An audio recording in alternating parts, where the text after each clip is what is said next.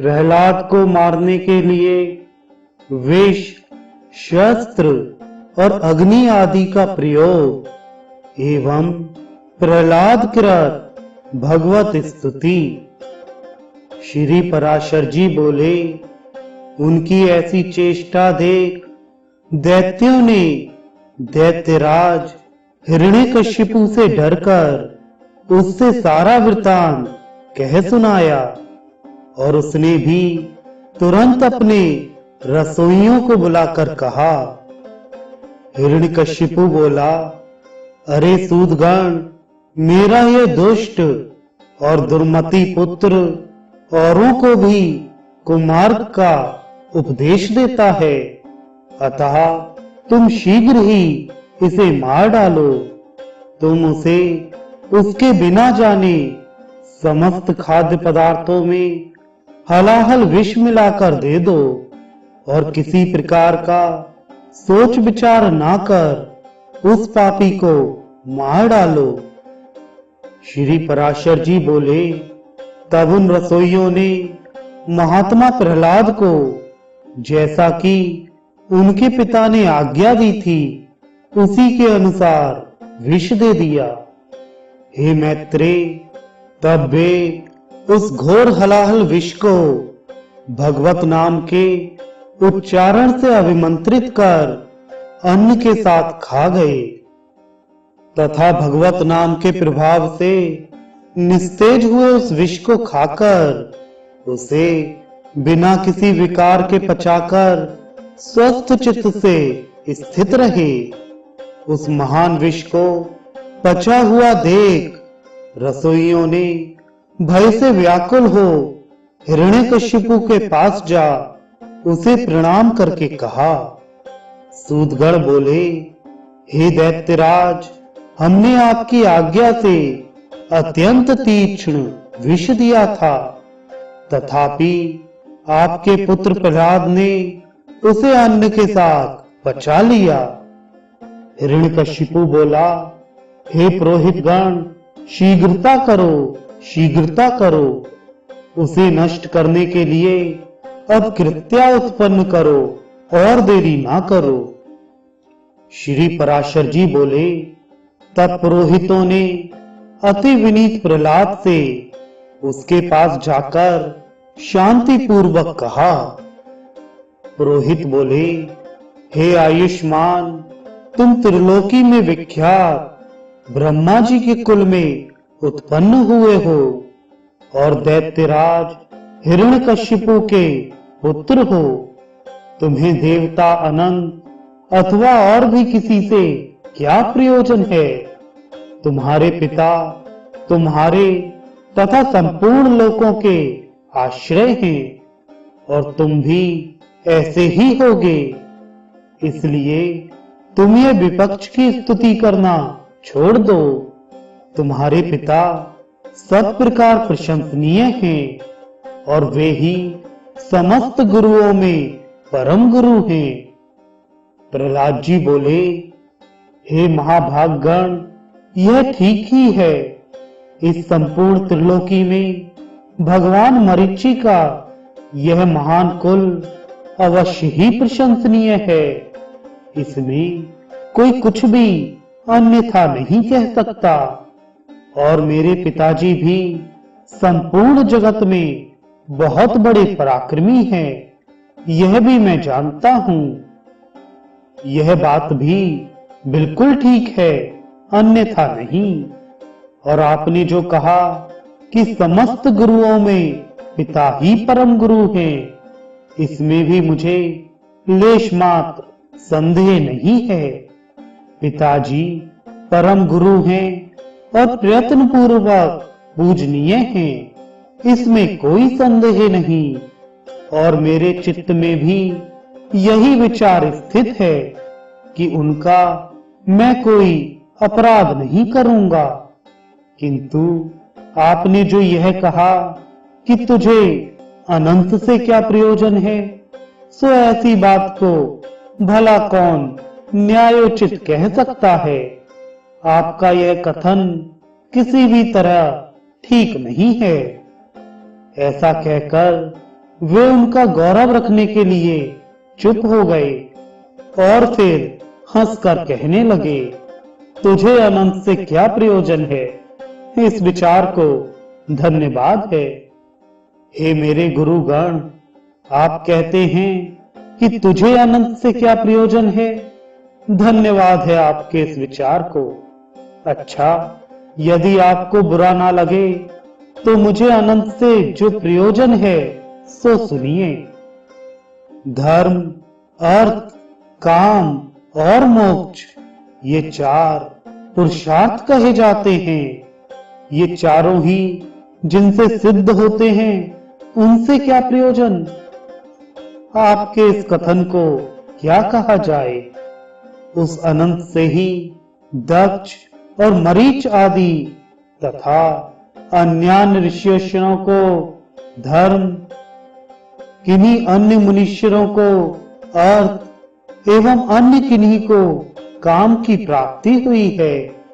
किन्हीं अन्य महापुरुषों ने ज्ञान, ध्यान और समाधि के द्वारा उन्हीं के तत्व को जानकर अपने संसार बंधन को काटकर मोक्ष पद प्राप्त किया है।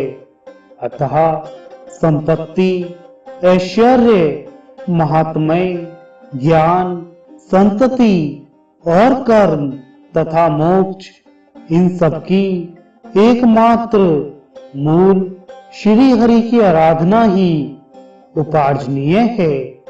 हे द्विजगण, इस प्रकार जिनसे अर्थ, धर्म, काम और मोक्ष, ये चारों ही फल प्राप्त होते हैं, उनके लिए भी आप ऐसा क्यों कहते हैं कि अनंत से तुझे क्या प्रयोजन है और बहुत कहने से क्या लाभ?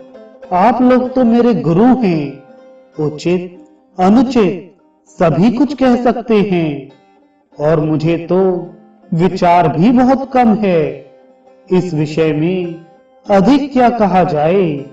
मेरे विचार से तो सबके अंतःकरणों में स्थित एकमात्र वे ही संसार के स्वामी तथा उसके रचयिता, पालक और संहारक हैं।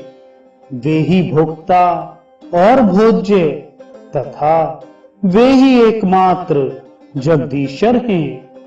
हे गुरुगण, मैंने बाल्य भाव से यदि कुछ अनुचित कहा हो तो आप क्षमा करें। पुरोहितगण बोले, अरे बालक, हमने तो यह समझकर कि तू फिर ऐसी बात ना कहेगा, तुझे अग्नि में जलने से बचाया है। हम यह नहीं जानते थे कि तू ऐसा बुद्धिहीन है। रे दुर्मते, यदि तू हमारे कहने से अपने इस मोहमय आग्रह को नहीं छोड़ेगा तो हम तुझे नष्ट करने के लिए कृत्या उत्पन्न करेंगे। प्रहलाद जी बोले, कौन जीव किससे मारा जाता है और कौन किससे रक्षित होता है? शुभ और अशुभ आचरणों के द्वारा आत्मा स्वयं ही अपनी रक्षा और नाश करता है। कर्मों के कारण ही सब उत्पन्न होते हैं और कर्म ही उनकी शुभ अशुभ गतियों के साधन हैं। इसलिए प्रयत्न पूर्वक शुभ कर्मों का ही आचरण करना चाहिए। श्री पराशर जी बोले, उनके ऐसा कहने पर उन दैत्यराज के पुरोहितों ने क्रोधित होकर अग्नि शिखा के समान प्रज्वलित शरीर वाली कृत्या उत्पन्न कर दी।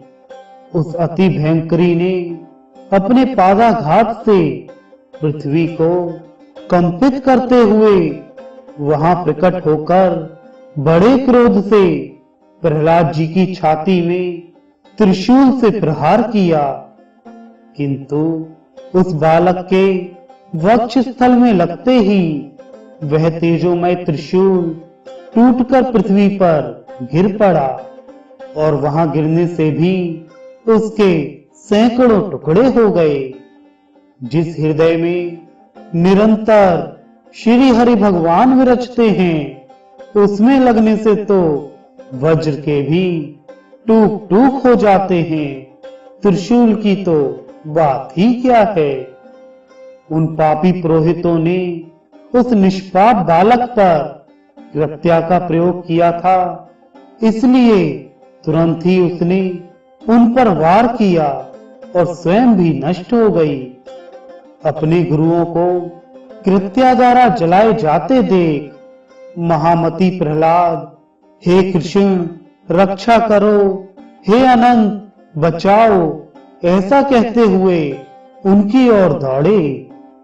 प्रहलाद जी कहने लगे, हे सर्वव्यापी विश्व रूप विश्व सृष्टा जनार्दन, इन ब्राह्मणों की इस मंत्राग्नि रूप दुसह दुख से रक्षा करो।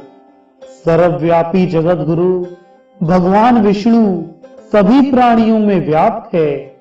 इस सत्य के प्रभाव से ये पुरोहित गण जीवित हो जाएं।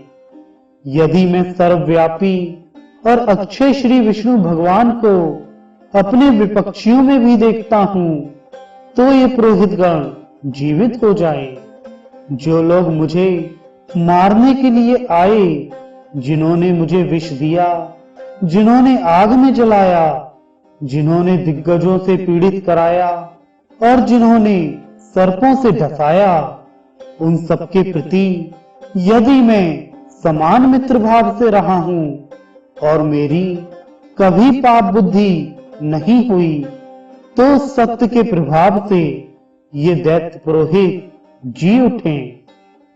श्री पराशर जी बोले, ऐसा कहकर उनके स्पर्श करते ही वे ब्राह्मण स्वस्थ होकर उठ बैठे और उस विनयावनत बालक से कहने लगे। पुरोहित गण बोले, हे वत्स, तू बड़ा श्रेष्ठ है। तू दीर्घायु, निर्द्वंद, बलवीर संपन्न तथा पुत्र, पौत्र एवं धन ऐश्वर्य आदि से संपन्न हो। श्री पराशर जी बोले, हे महामुनि, ऐसा कहे पुरोहितों ने दैत्यराज हिरण्यकशिपु के पास जा उसे सारा समाचार ज्यों का त्यों सुना दिया।